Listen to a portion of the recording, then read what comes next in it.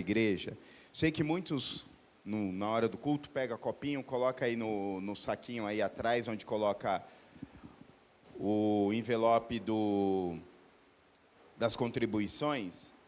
Quando você for sair, lembra de pegar esse copinho, porque às vezes o pessoal que vai organizar o jiu-jitsu para amanhã e para o projeto Gerando Saúde, vai empilhar as cadeiras, de repente coloca uma cadeira em cima da outra, de repente explode um copo de água na cara deles. Então, questão de organização, tá bom? Não foi eu que falei. Quem falou? Pastor Rafa. Os B.O. jogam tudo para ele, irmãos, aleluia, ele já está acostumado já. Desde o dia que xingaram ele, quase bateram nele, ele falou, já estou treinado a ser pastor, aleluia. Eu falei, irmão, glória a Deus. Também lembrando, como a gente falou do imersão, você não pode sair daqui, você que decide ir, sem conversar com o pastor Rafa, sem conversar com a pastora Mica, que vai estar passando a maquininha, ou o cartão aqui atrás, com o pastor Rafa, com a pastora Mica e com a Raquel, tá bom? Já falado, eu gostaria de dar continuidade.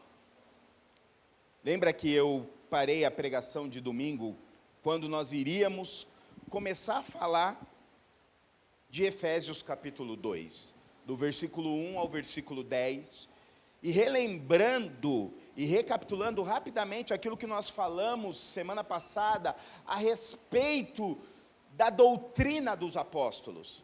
Atos capítulo 2, versículo 42, diz que eles perseveravam na doutrina do apóstolo.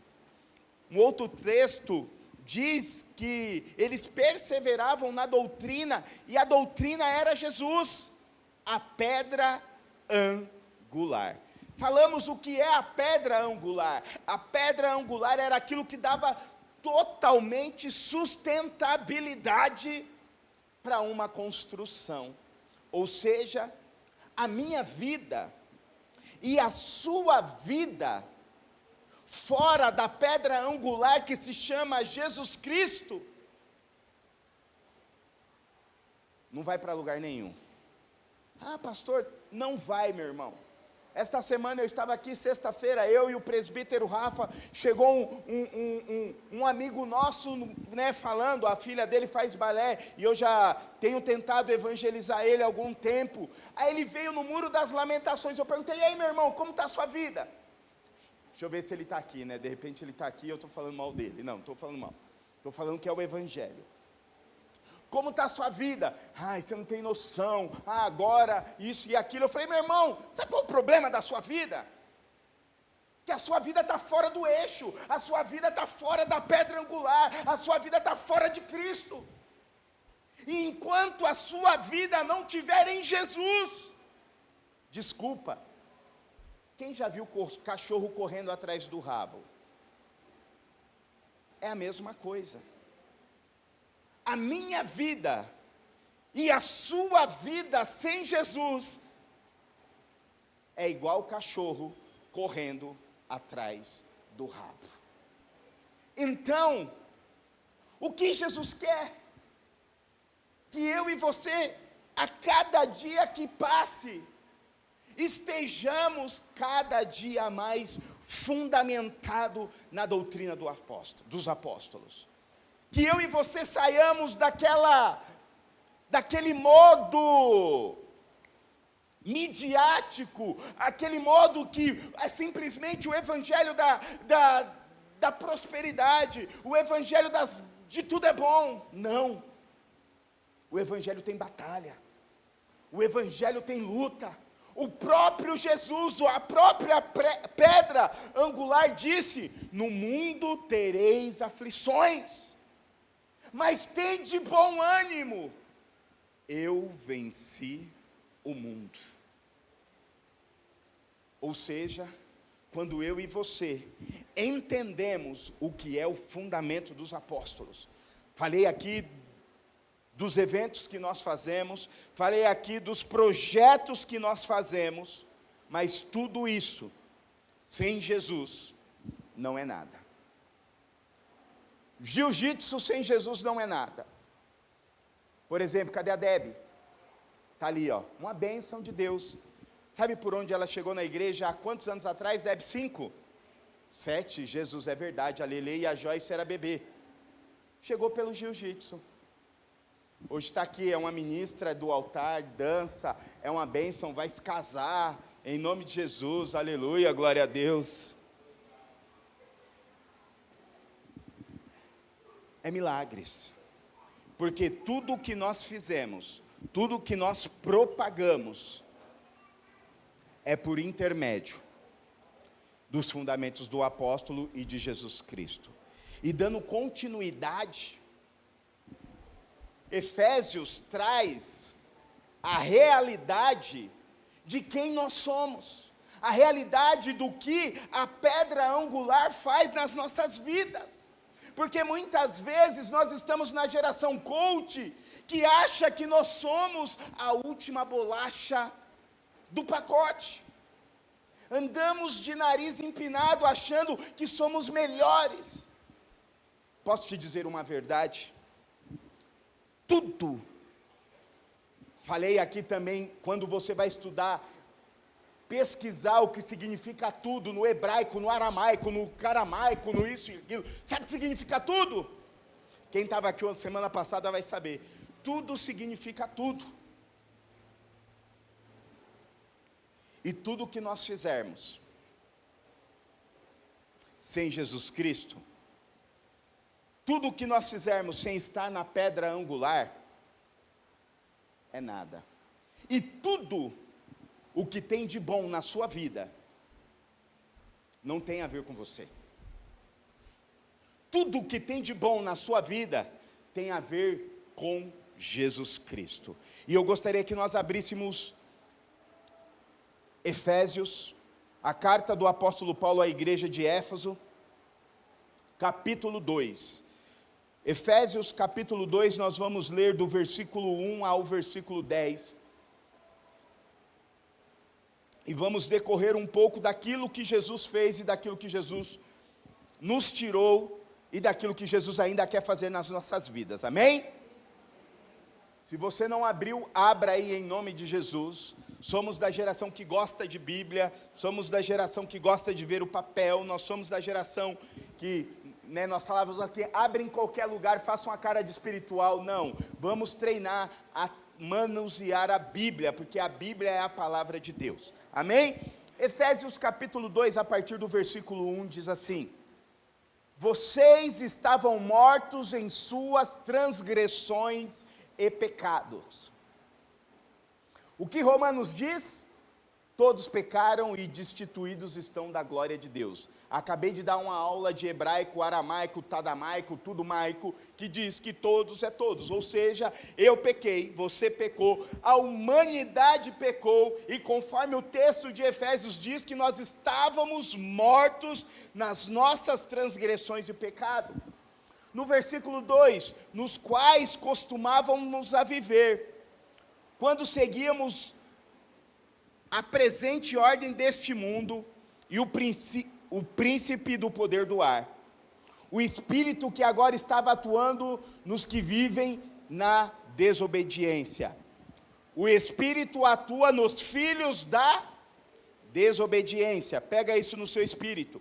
Anteriormente, todos nós também vivíamos entre eles, satisfazendo a vontade da nossa carne, segundo os seus desejos e pensamentos.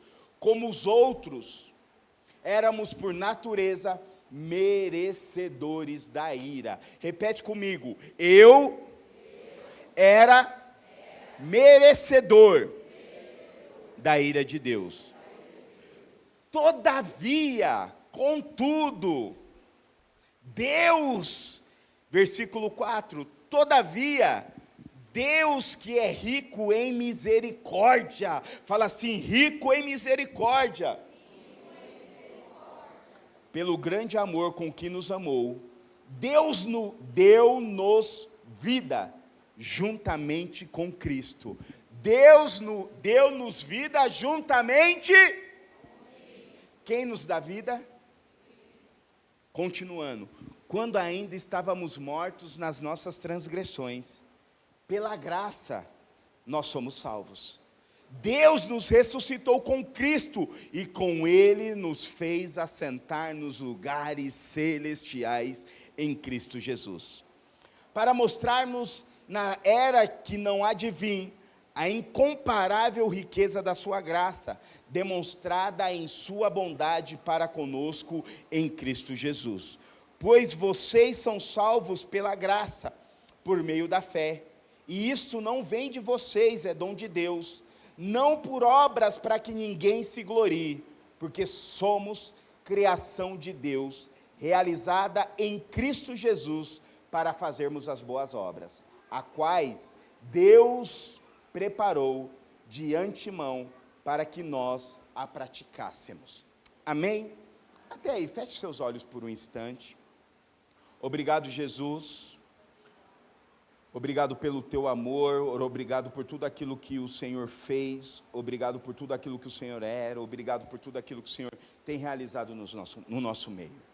Eu te louvo e te agradeço, e que o teu Espírito, que nos convence do juízo, do pecado e da justiça, gere algo do céu em nós, que nós possamos sair daqui diferente, da mesma maneira que o Senhor já está ministrando, já ministrou no louvor, nos testemunhos, na ministração da oferta. A minha oração é que o Senhor continue falando conosco, que o Senhor continue nos apontando e nos direcionando para aquilo que o Senhor é, para que nós entendamos o teu poder, o poder do teu evangelho, o poder da tua palavra, como nós aprendemos e falamos semana passada, que o evangelho é poder de Deus para a transformação de vida, o evangelho é poder de Deus para a salvação, e que nós possamos sair daqui entendendo isso, ó Pai, que nós possamos sair daqui diferente da forma que nós entramos. Nós te damos graça, nós te damos louvor, Pai, que não seja eu, mas sim seja o Senhor. Pai, eu me coloco diante do Senhor, que o Senhor perdoe os meus pecados, o meu pensar, o meu falar, ó Pai, que nesta noite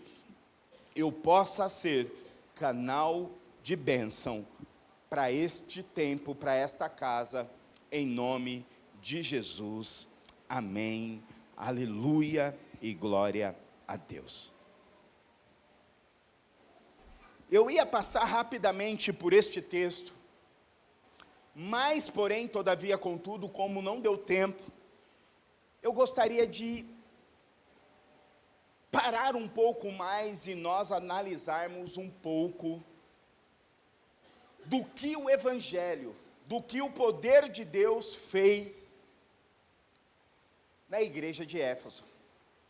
A primeira vez que nós observamos e ouvimos falar da igreja de Éfeso foi em uma das viagens missionárias de Paulo, se eu não me engano, a terceira viagem missionária de Paulo, quando ele chega na cidade de Éfeso.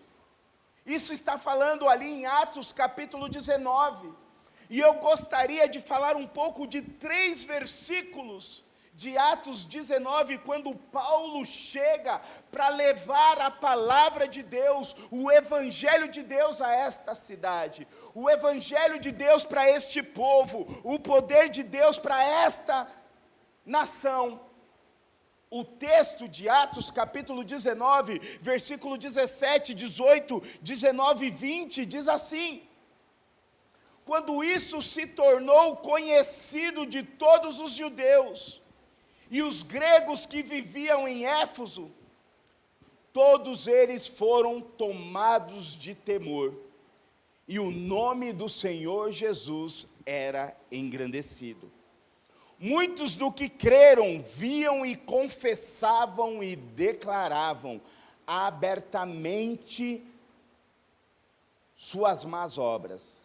Grande número do que tinham praticado o ocultismo reuniram os seus livros e queimavam em praça pública.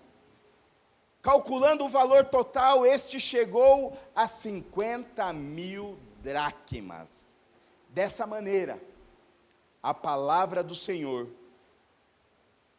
muito se difundia e se fortalecia. Dessa maneira, a palavra do Senhor se propagava e se fortalecia. E quando nós observamos o livro de Éfeso, quando nós observamos este texto, e isso eu estou dando continuidade do que? Falando da doutrina dos apóstolos, tratando do Evangelho é o poder de Deus. Aqui neste texto, quando depois vou deixar uma tarefa de casa, leia o capítulo de Atos 19, que você vai entender o contexto daquilo que nós estamos falando. Como eu falei, era uma viagem missionária de Paulo, ele chega até esta cidade, e quando nós vamos ver adiante, uma cidade totalmente tomada pelo ocultismo, tomado pela feitiçaria, e o texto diz, que dessa maneira, a palavra de Deus se difundia e se fortalecia. Então, quando eu observo este texto, algumas verdades mais sublimes da vida cristã nos aponta e nos impulsiona. E quando eu olho, só para deixar em caráter de conhecimento, caráter de informação, é muito importante eu e você entender que a igreja de Éfeso foi fundada, como eu disse, mediante a terceira viagem missionária do apóstolo Paulo, lá em Atos capítulo 19. Paulo fica nessa cidade aproximadamente 3 anos. Olha que interessante. Paulo não tinha recurso, Paulo não tinha tecnologia a qual nós temos hoje, não tinha livros teológicos, não tinha rádio, não tinha televisão, não tinha Instagram, não tinha não sei o que, não tinha o raio que o parta. Lembrando que era uma igreja totalmente idólatra. Segundo a história, o templo da deusa Diana, e quando você vai olhar ali a igreja de Atos, uma das perseguições eram dos artesãos das cidades, porque quando o poder de Deus alcança aquela cidade, as santinhas das Dianas pararam de ser vendidas. E Paulo sem recurso, Paulo sem tecnologia, o texto diz que houve um verdadeiro avivamento naquela cidade. Lembra que eu falei que quando a palavra de Deus é propagada, quando o evangelho, que é poder de Deus para a salvação, é propagado, ali há milagres, ali há prodígios, segundo Atos capítulo 2. Lembra lá no versículo, Atos capítulo 2, versículo 46 e 47, diz que eles caíam na graça do povo, ali havia milagre, ali havia prodígio, ou seja, onde chega o poder de Deus, ali chega a glória do Senhor.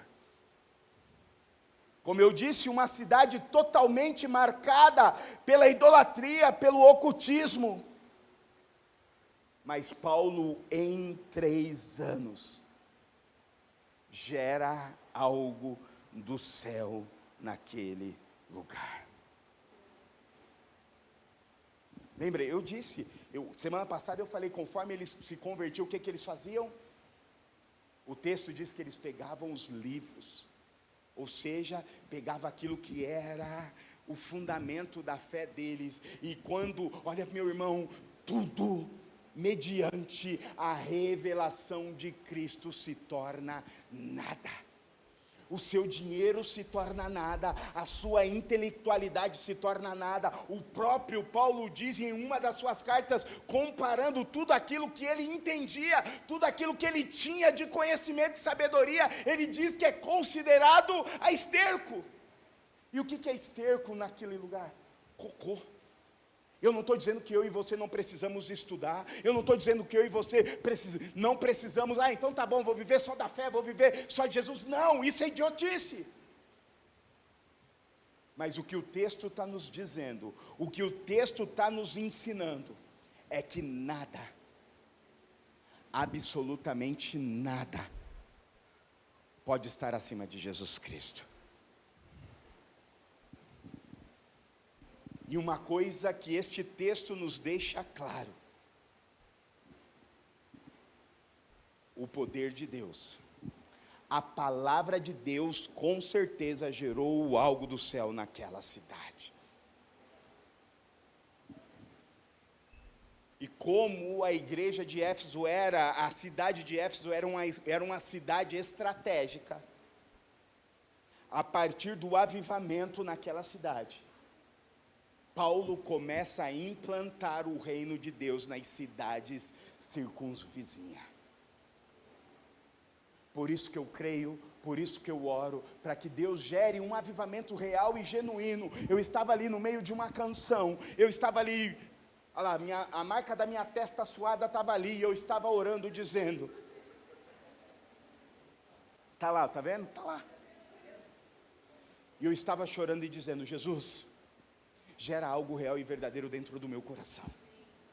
Jesus, gera algo verdadeiro, como Paulo um dia gerou na igreja de Éfeso, e de Éfeso propagou ao mundo, propagou hoje o que nós estamos falando.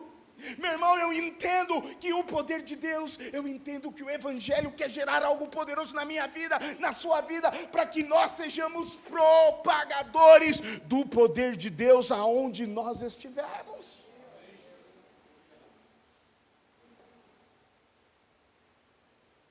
O Evangelho, Jesus, o poder de Deus gerou um avivamento naquela região. E esta carta foi escrita, glória a Deus, ele viu, falou da testa suada, aleluia, glória a Deus, obrigado, Dá. Esta carta, meus irmãos, foi escrita em Roma. E segundo os historiadores, segundo os teólogos, diz que esta carta, ela é considerada o fundamento em relação às doutrinas e do poder do Evangelho para a igreja. E aqui neste texto mostra o que Jesus faz com a nossa vida, meu irmão. O texto começa dizendo que o quê? Nós estávamos mortos. Eu e você, sem o poder do Evangelho, estamos mortos. The walking dead. Estamos andando, estamos produzindo, mas o nosso espírito está morto. O nosso espírito não gera nada. E o poder de Deus nesta noite quer que o meu espírito e o seu espírito receba uma porção do céu, para que haja vida, para que haja poder, para que haja transformação, para que o Evangelho se torne realidade nas nossas vidas, para que o Evangelho seja real e palpável, para que eu e você não ficamos simplesmente contemplando o testemunho da Amanda, contemplando o testemunho do pastor Rafa, contemplando o testemunho da Lolô, para que eu e você sejamos testemunhos dos nossos próprios milagres. Porque onde o Evangelho está, ali há poder de Deus. Ali há transformação de vida. E quando eu olho para este texto, ele me aponta verdades que pode transformar a minha vida, verdade que pode transformar a minha história, verdade que pode gerar vida onde estava morto. Porque o que é avivamento? É trazer vida naquilo que estava morto. Eu não sei, meu irmão, o que estava morto na sua vida. Eu não sei, meu irmão, qual é as batalhas que tem na sua história. Mas eu quero te dizer que o poder, o Evangelho, é poder de Deus que gera vida. O Evangelho é poder de Deus que gera vida.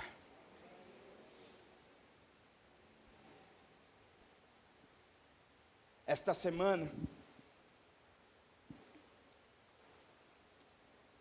passei por algo atípico. e tive o privilégio de propagar o evangelho. Lembra que semana passada eu falei que existe um momento que você vai ter que pregar para você mesmo?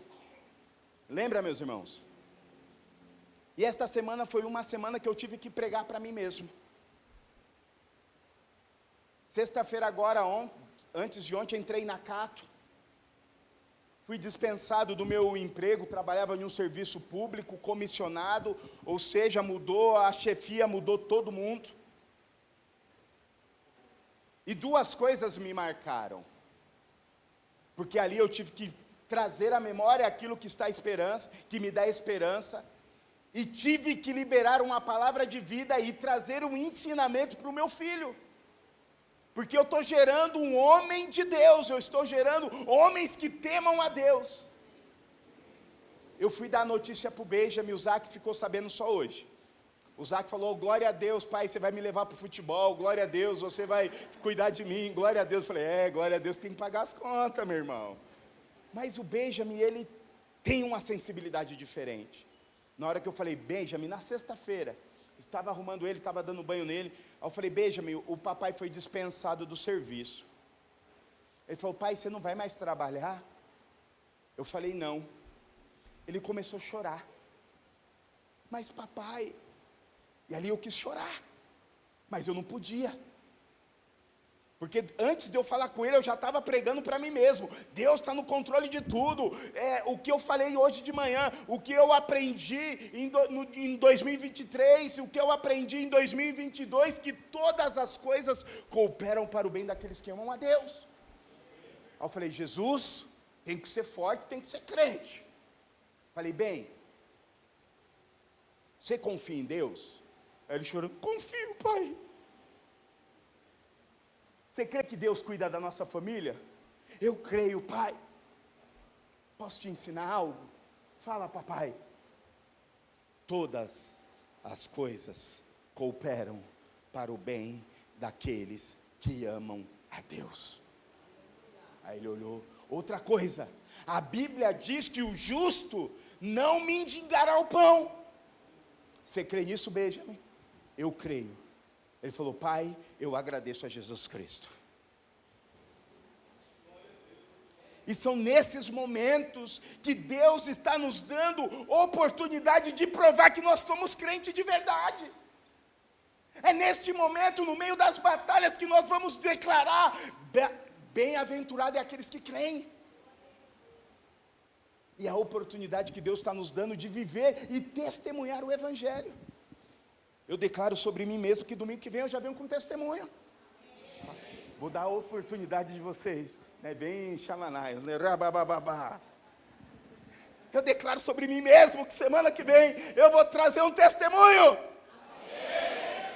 Ui, combinado é da hora, né, igreja? Combinado sai lindo. E quando eu olho para este texto, meu irmão, Jesus vai nos apontar algumas verdades, que se eu entender, eu vou ser um propagador das boas novas. Se eu entender, Deus vai virar a minha vida. Se eu entender, eu vou viver coisas novas. Meu irmão, eu tenho falado domingo após domingo, todos os dias, será que Deus quer que a gente viva uma vida aquém daquilo que Ele tem para nós? Já respondo, não. Eu não estou aqui pregando a teologia da prosperidade. Eu olho aqui, eu vejo muito testemunho. Você sabe que o pastor ama contar testemunho dos outros. Porque eu não tenho um problema, eu sou feliz com a felicidade dos outros, meu irmão. Porque eu entendo que isso é reino. O Alê casar com a Débora é milagre. Eu não sei de qual, né? Mas é milagre. É do seu, viu, Alê? É seu, é seu.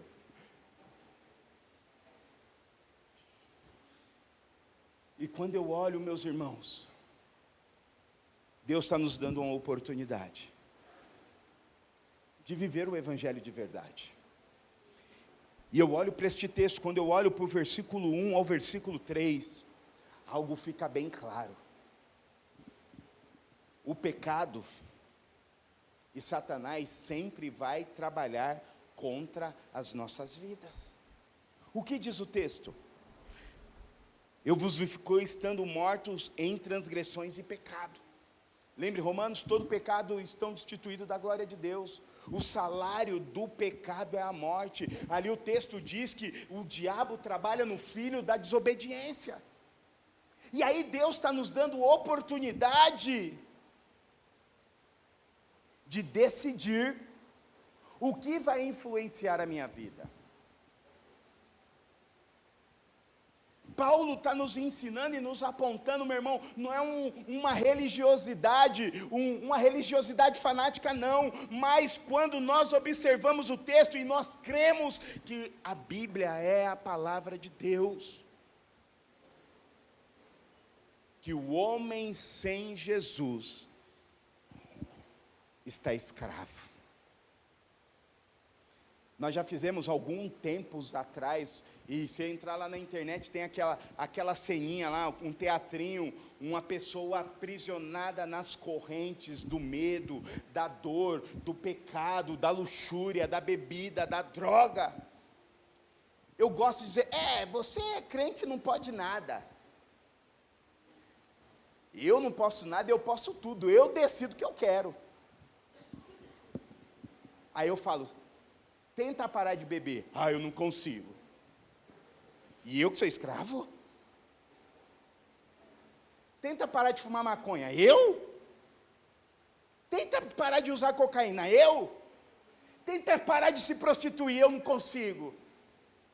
Aí eu olho, eu sou escravo? Quem é escravo? E a gente tem um conceito errado. Isso só está nos mostrando a nossa condição longe de Jesus. Segundo Gênesis, a partir da queda, nós somos escravos da natureza adâmica. Meu irmão, não acha que você é bonitinho, não acha que você é bonzinho. Você pode ser bonito, você pode ser bonzinho, mas sem a operação do Espírito Santo de Jesus na sua vida, vai dar ruim. Porque a Bíblia é clara, é todos. A Bíblia é clara, eu antes de um encontro real e genuíno com Jesus, eu estava morto. Estava aprisionado. E quando nós vamos observar a palavra morte no original, significa separação. Então, eu e você, antes da separação, antes do encontro real com Jesus Cristo, nós estávamos separados e mortos espiritualmente. Ou seja, o pecado vai sempre trabalhar contra o propósito de Deus na sua vida. Lembra que a minha guerra não é contra a carne, nem contra o sangue, é contra principados e potestades. Eu sempre falei aqui, mais ou menos, é como dois cachorros, dois pitbull.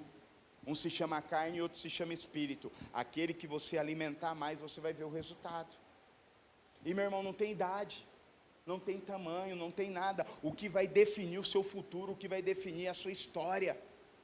Olha que lindo, você pegou a visão da ministração da Amanda? Eu gosto dos detalhes. Ela ganhava R$15. Quem ensinou ela o que era o dízimo? Princípio. Se eu e você não dermos princípios para a nossa próxima geração,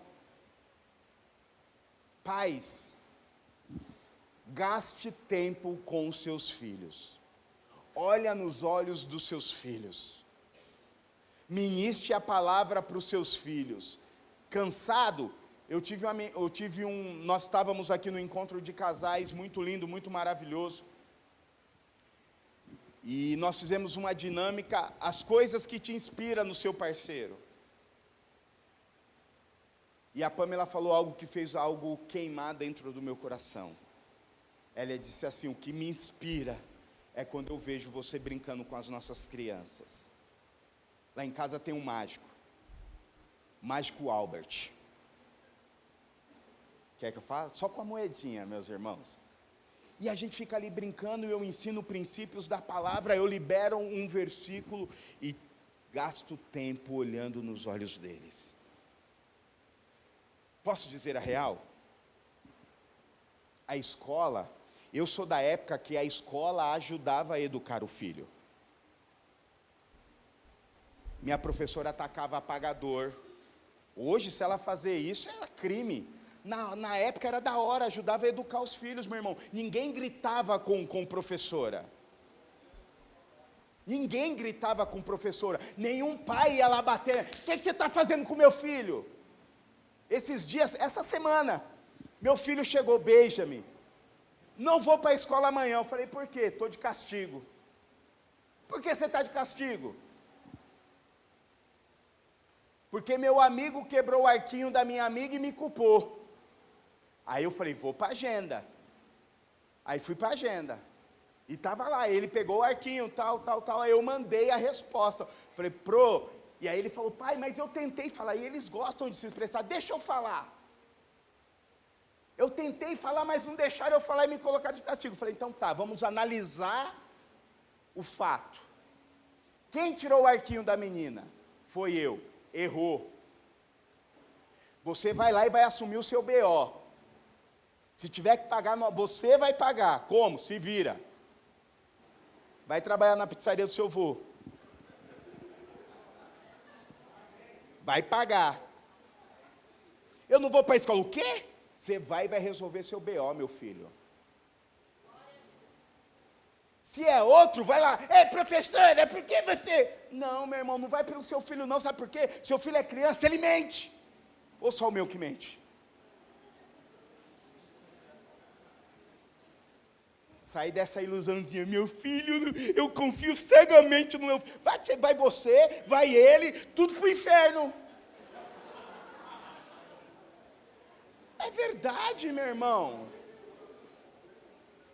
Aí vai lá bater na escola, vai bater na professora, meu irmão. Aí sabe o que nós estamos criando? Um monte de delinquente. Sabe o que é as escolas? Eu não tenho medo de falar. Se nós não tomarmos cuidado, se nós não tivermos tempo com nossos filhos, nós vamos perder nossos filhos para a escola. Ou eu estou falando besteira? Hã? Pedro é professor. Estou falando besteira? Obrigado, Pedro, aleluia, o professor está falando. É verdade, meu irmão. A escola está dominada, não posso falar aqui, que está nem aí para o seu filho. Está nem aí para o seu filho. E se você não gastar tempo, o pecado vai tomar conta da sua vida e do seu filho.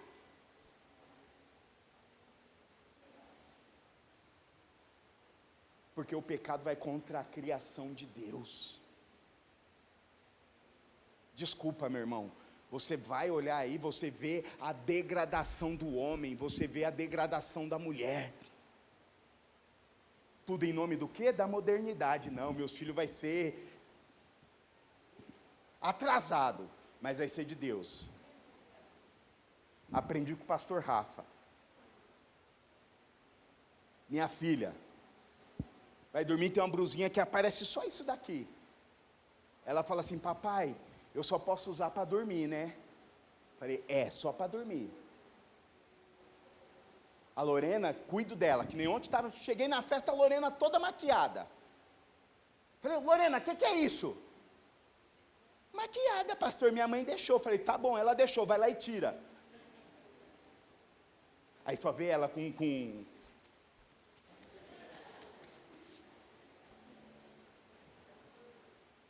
Sou chato, meus irmãos. Esses dias, estou na rua andando de carro. Tem a ver com a palavra, tá, meu irmão? Aleluia, Jesus. Estou andando na rua. Eis que o Senhor diz, aleluia. Eu vou espiritualizar para ficar mais bonito, né? Estou andando na rua, vi dois moleque com a metade da bunda para fora. Parei o carro e mostrei para os meus filhos. Está vendo aquele menino ali? O que ele está? Está mostrando a bunda. Vocês nunca vai andar mostrando a bunda. Por quê? Porque só.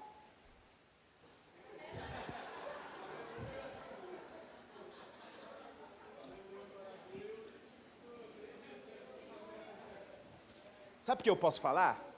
Eu moro na frente de uma escola. Dá medo, meu irmão. Cuida, senão a escola vai engolir seu filho. Ah, mas eu levava para a igreja. Vai ser comido de bicho. No céu não tem neto, no céu não tem sobrinho, no céu só tem filho. O texto é bem claro. O pecado gera morte. O pecado vai trabalhar contra a vontade de Deus na terra. Mas, porém, todavia, contudo, Deus trabalha por nós. Olha a partir do versículo 4 que diz assim: mas Deus, que é rico em misericórdia e grande em amor, com que nos amou, estando nós ainda mortos em nossos pecados, nos vivificou juntamente com Cristo Jesus. Éramos filhos da desobediência, mas quando nós...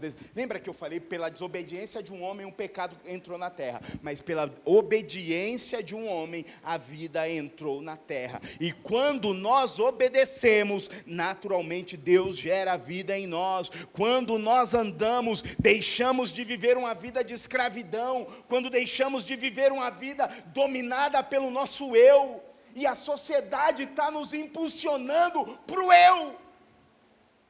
O que é o humanismo? Pastor Rafa manja mais do que eu. É o homem no centro de tudo. É o eu, é meu, é eu, e o evangelho vai na contramão, meu irmão. Quando você olhar simplesmente para você, você vai estar indo na rota errada, você vai ser escravo do seu próprio eu, na sua própria vontade. E Deus começa a gerar vida. Deixamos de viver uma vida totalmente dominada pelos nossos pecados, e Ele começa a gerar algo em nós. E aí Ele trabalha em nós e começa a gerar vida, começa a gerar redenção, começa a trazer vida, porque o Evangelho de Deus é poder de Deus, e Jesus, através da cruz, nos ressuscitou juntamente dEle. O texto diz que nós estamos sentados, olha ali no versículo, para mostrar nas épocas vindouras, porque pela graça sois salvos, cadê? Versículo 6, Ele nos ressuscitou juntamente com Ele, e nos fez assentar nos lugares celestiais em Cristo Jesus. Jesus nos dá uma posição de ressurreição, e passamos a viver juntamente com Ele.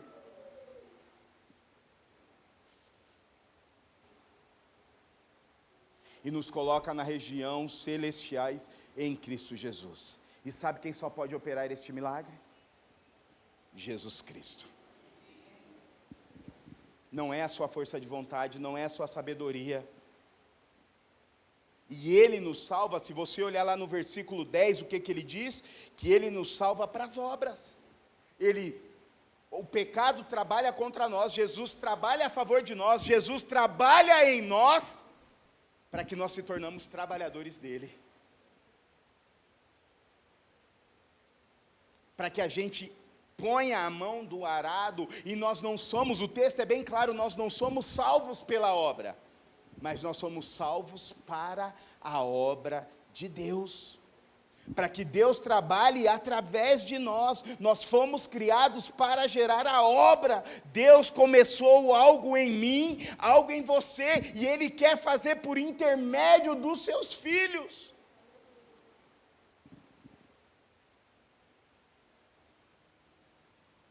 E assim nós venhamos viver algo poderoso. Meus irmãos, o poder de Deus gera vida. O poder de Deus gera transformação. O poder de Deus gera redenção. Nós somos salvos pela graça. Ah, mas que graça. Esses dias eu mostrei para Amanda hoje, né, Amanda, uma pregação que dá medo. Eu não vou falar aqui para não gerar polêmica. Dá medo, meus irmãos. Distorcendo o poder da graça. Em Efésios capítulo 2 diz que nós somos salvos pela graça, não pelas obras. Ah, então é pela graça, está tudo bem. Eu posso viver de qualquer jeito que está tudo ok. Não, meu irmão. Paulo nos instrui em Romanos algo poderoso. Olha só, Romanos capítulo 5, versículo 21, diz assim, ó: para que assim como o pecado reinou na morte, também a graça reinasse pela justiça, para a vida eterna, por Jesus nosso Senhor. Agora pega a visão do que é graça. Capítulo 6, versículo 1 diz assim: o que diremos então? Paulo fazendo uma pergunta para a igreja de Roma. O que diremos então? Permanecemos no pecado para que a graça se abunde? O que Paulo está dizendo? Ah, então tá bom, eu estou falando aqui da graça, então eu vou viver uma vida no pecado para que a graça abunde, para que a graça tenha poder? Aí ele fala no capítulo 2, de forma alguma. Como nós que estávamos mortos para o pecado, vivemos ainda nele. Não sabeis que todos que fomos batizados em Jesus Cristo, fomos batizados na morte. Portanto, fomos sepultados com ele pela morte e pelo batismo, para que assim como Cristo foi ressuscitado dentre os mortos pela glória do Pai, assim também nós andemos em novidade de vida. E aí ele vai continuando, falando algumas coisas. Olha o que ele diz no versículo 5, dessa forma fomos unidos a ele, na semelhança da sua morte, certamente seremos também na semelhança da sua ressurreição. Ele diz no finalzinho do versículo 6, e não sejamos escravos do pecado. Ele diz no versículo 8, ora, se morremos com Cristo, cremos que também com ele viveremos. Versículo 11, da mesma forma, consideremos mortos para os pecados, mas vivos para Deus. Versículo 12, portanto, não permitam que o pecado continue dominando os seus corpos mortais, fazendo com que vocês obedeçam os seus desejos. Versículo 14, pois o pecado não os dominará, porque vocês não estão debaixo da lei, mas debaixo da graça. E quero terminar dizendo do versículo 15, então, vamos pecar porque estamos debaixo da lei, mas debaixo da graça? De maneira nenhuma.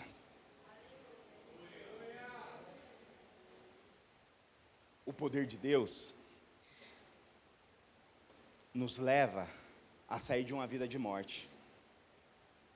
O poder de Deus nos leva a entender o que é graça. Graça não é uma permissão para eu viver de qualquer jeito. Graça é um trampolim, é o catalisador que vai me impulsionar a viver e ser tudo aquilo que Deus tem para mim. Ah, mas eu estou no tempo da graça, eu posso viver qualquer coisa. Não, meu irmão. A graça nos impulsiona a viver uma vida de obediência. A graça nos impulsiona, sabe o que impulsionou Paulo na igreja de Éfeso? Foi a graça. E ele leva o poder, ele leva a glória e gera a transformação. Meu irmão, eu não sei como tem sido a sua vida. Eu não estou aqui, tudo que eu falo, eu não estou apontando um dedo, pelo contrário. Eu não estou julgando, mas eu estou falando do poder de Deus. Talvez você fale assim, pastor Beto, você está falando isso porque sua filha é pequena, porque seus filhos são pequenos. Não, meu irmão, eu vou fazer de tudo. E no momento que eles decidirem, quiserem viver a vida deles da forma deles, desobedecendo a Deus, eu vou falar, meus filhos, amo vocês.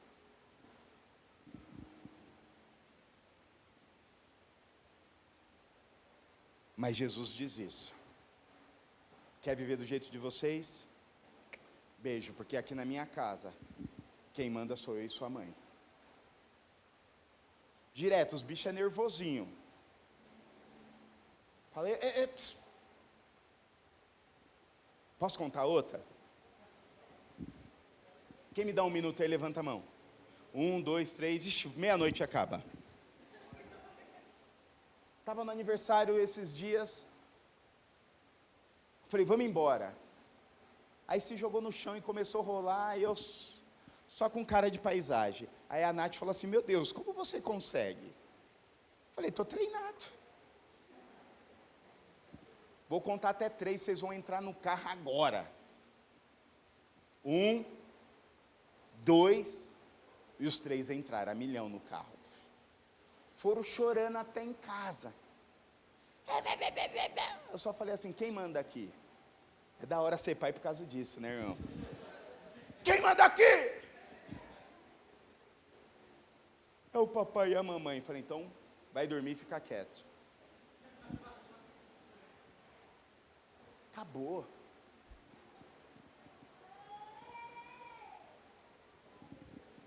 Meus irmãos, o Evangelho é poder de Deus que transforma. E Ele quer mudar a minha vida, Ele quer mudar a sua história, Ele quer mudar o que você tem vivido. Eu não sei como você chegou aqui. Eu não sei quais têm sido as suas lutas. Eu falo brincando, trago de uma maneira cômica, mas cada um tem os seus BO. Cada um tem as suas batalhas. E eu não estou menosprezando, minimizando a dor e a batalha de ninguém. Cada um é a sua dor. Mas uma certeza eu tenho. Que o único que pode mudar a sua história, o único que pode, segundo Efésios capítulo 2, fazer você sentar nos lugares celestiais com Ele, é Jesus Cristo. O único que pode entrar em uma cidade e mudar a cultura. O único que entrou em uma cidade, o único que gerou algo, e não foi Paulo, foi o poder do Evangelho. E da mesma maneira que Deus fez lá em Efésios, pode fazer na minha vida, pode fazer na sua vida, pode fazer na sua história. Então hoje, meus irmãos, é a oportunidade de você abrir o seu coração para o poder do Evangelho, abrir o seu coração para o poder de Jesus Cristo. Quando nós olhamos o Evangelho, todas aquelas pessoas que tiveram um encontro real e verdadeiro com o poder de Deus, aconteceu algo extraordinário. Eu fico impactado assistindo The Chosen, que traz uma realidade diferente. Eu estava falando com a minha ovelhinha negra, e ele falou para mim assim, pastor, você já viu o episódio da mulher do fluxo de sangue? Quem já viu o episódio da mulher do fluxo de sangue? Levanta a mão. Meu Deus, eu quase morri de chorar com aquela mulher. É uma das passagens do Evangelho que eu mais gosto. E quando ela toca na orla do manto, que Jesus para e diz, alguém me tocou. Alguém me tocou. Aí, segundo o Evangelho de Beto, diz, os discípulos falam, peraí, Jesus, alguém te tocou, olha a multidão. Ele, não, alguém me tocou. E é legal que o The Chosen fala isso, os discípulos questionando, os discípulos, Jesus, mas peraí, olha isso. Ele, não, de mim saiu virtude.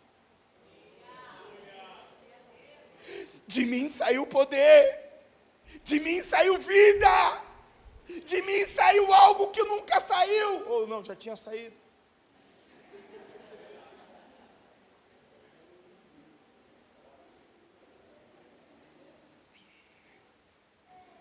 E quem me tocou?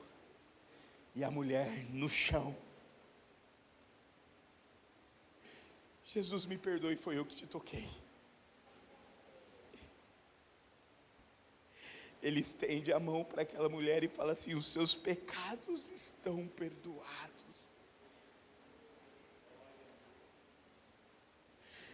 E o que me chamou a atenção é quando ela está indo para o rio se purificar, cumprir um rito da velha aliança, e ela vai e se purifica, como entra na água como nunca tinha entrado antes. Meus irmãos, eu tenho orado nesses últimos dias para que esse evangelho me pegue todos os dias, para que este evangelho pegue a igreja de Cristo, para que esse evangelho gere algo real e verdadeiro na igreja. Meu irmão,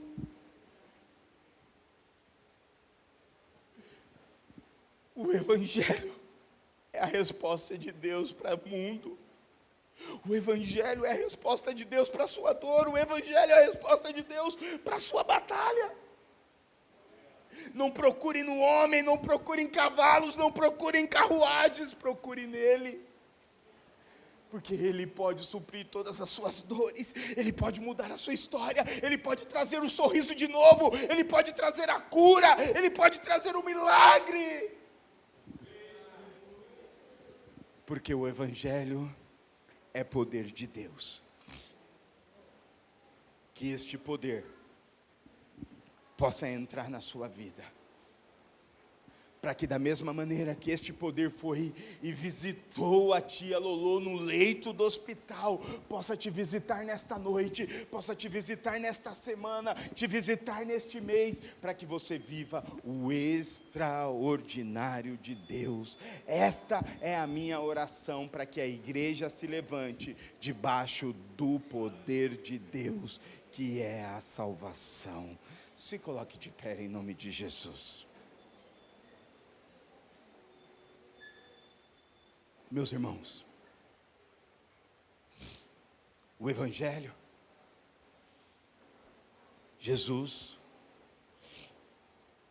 está aqui e quer gerar algo dentro de você, quer gerar algo em você, que você deixe o Espírito Santo tocar em você.